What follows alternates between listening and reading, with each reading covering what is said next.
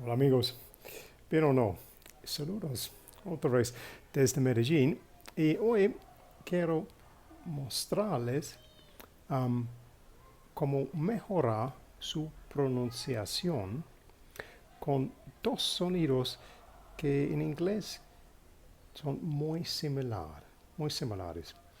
B and V. Eso para ayudarnos en tengo esta cortica historia o leer. Escuche bien.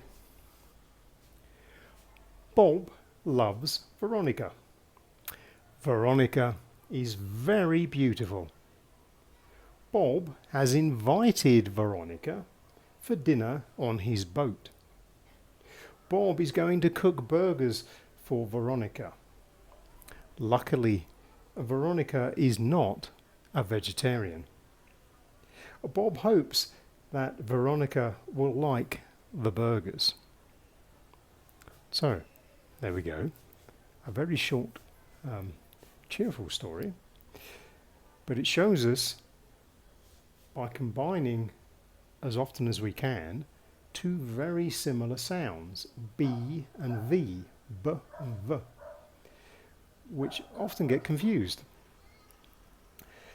And by practicing a short story like this, you get very conscious of how you're making each particular sound, which gives you better control over your voice. So in future, you won't make the mistake of mixing up Bob with Veronica. There we are. So I hope you find this one useful. It's a good trick to try with any sounds you find you're having a few problems with that are quite similar. Pick similar sounds, mix them up. Something nice and short like this. Bob loves Veronica. Veronica is very beautiful. Bob has invited Veronica for dinner on his boat.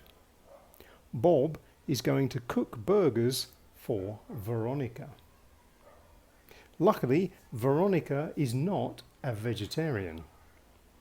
Bob hopes that Veronica will like the burgers. There we go. That's the tip for today.